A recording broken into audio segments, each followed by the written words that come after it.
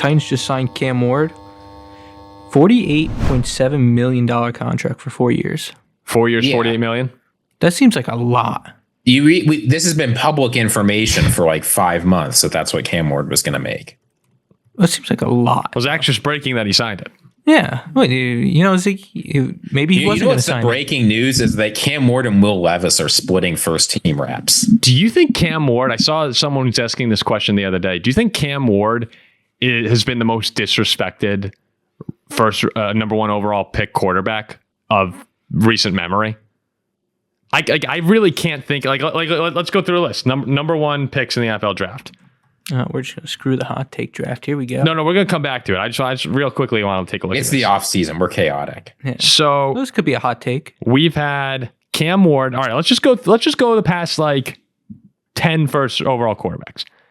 Cam Ward, low expectations. Caleb Williams, sky high. Bryce Young, I think he was higher than Cam Ward. Mm-hmm. Trevor Lawrence, sky high. Burrow, sky high. Kyler Murray, sky high. Baker Mayfield, sky high. Goff.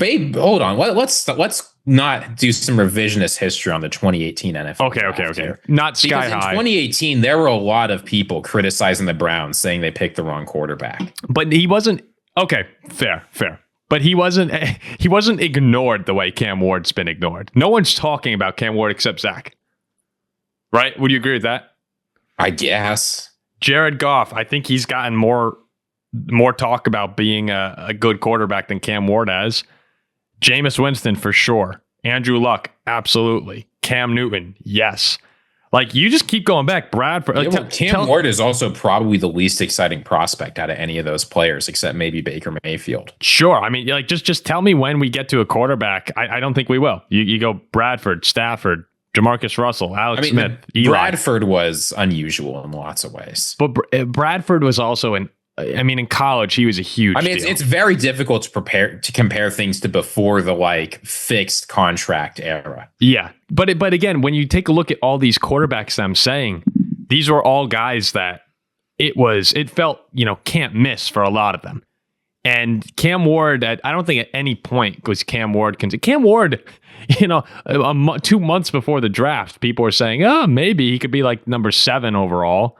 And then he skyrocketed at the end, as quarterbacks tend to do, and really firmly lock down that spot. But it has been, I think, a very quiet offseason for the number one overall pick in the draft. And I'm not saying that's a good thing. I think it's better to have the lower expectations. And you're in Nashville, which is a great, really fun city. But as far as media, it's not necessarily a media driver outside of country music. So I think that Cam Ward's in a nice spot where he's going to be able to kind of take his time next year and not have all the pressure in the world like Caleb did in Chicago. Or Trevor Lawrence. I know Jacksonville's not, but Trevor Lawrence was supposed to be the chosen one for them.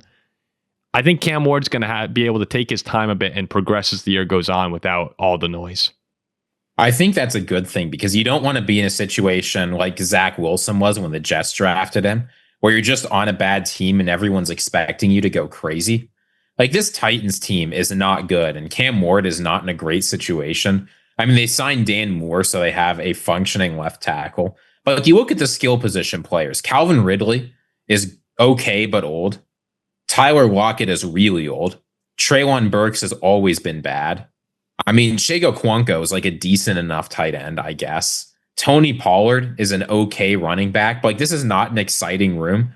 On defense, this is not the Titans defensive line that they've had the past few years that's really talented. Well, Jarius Sneed, I think, is okay. But this is not Johnny Hecker might be the best quarterback on this roster. Just to start with, first of all. But I don't think this Titans team is all that talented. So I think it's good to not step into a situation. And you could easily imagine if there's a little more hype, people be saying, well, it's AFC South. It's not that strong a division. The Colts aren't that good. The Jaguars aren't that good. Maybe the Titans can win the division. So I think it's a good thing that you're getting a lot less attention here. Yeah. And it's a team that absolutely needs a refresh at quarterback right now. But I think it's good. They need to refresh it every year. Yeah, they really do need a refresh. It's not, last year Caleb came into a situation with the Bears that was just awesome for a rookie quarterback. This is not an ideal situation, But have you noticed that people seem to forget that everyone was talking about the Bears as an excellent offseason destination last year? Yeah. It feels like people are saying, well, he was drafted to the Bears year one. What could you expect from him? Oh, yeah. That's now. I was calling that it was a bad destination because he's going to lose his coach in the middle of the year. But that was the whole thing with JJ and Caleb, right? It was everyone would want to go to Minnesota or Chicago.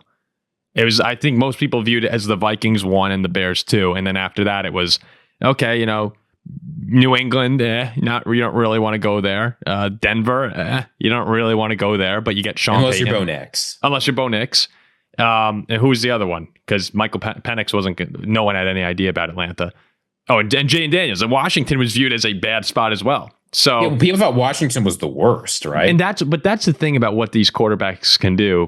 What the amazing ones can do is they can take the situations like CJ Stroud and the Texans and Jaden Daniels and the Commanders. A good quarterback comes in and makes a team good, even if it's a bad destination or a quote unquote bad situation. Yeah, I mean, you can go back and say, well, Calvin Ridley, he's had good seasons before. He can have another one. Van Jefferson was functional with the Rams. Tyler Lockett might have one more year left in him. Yeah, I kind of doubt that, but. Yeah, so a fun little side quest there. But I think Cam Ward, disrespected, again, might not be the right word, but just ignored feels like a proper one. That, ever since he's been drafted, it's, people are talking about Shedeur Sanders like crazy for good reason, because that was a crazy story. They're talking about Abdul Carter and the Giants asking Phil Simms and Lawrence Taylor for their jerseys, and Ashton Genty is leaving his stance in the backfield. They get rid of the Halloween stance he has. No one's talking Cam Ward, so we'll see what happens. I'll tell you what I can't wait for. I can't wait for Hard Knocks Bills offseason and the NFC East middle of the year. I have to be honest, I've never watched Hard Knocks. I haven't either. Oh yeah. But there's always funny stories that come out about it. It's NFC East Hard Knocks, right? Not AFC East. Correct, NFC East. Okay. I mean, Eagles, Cowboys, Commanders. There's a lot that you could see there. I think the best moment in the history of Hard Knocks has to be the Saquon Barkley, Joe Shane and Mara video. Yeah, it's like if he goes to the Eagles and he's great, I'm going to be really mad. Proceeds to go to the Eagles and win the Super Bowl, especially using hindsight. That's an iconic moment.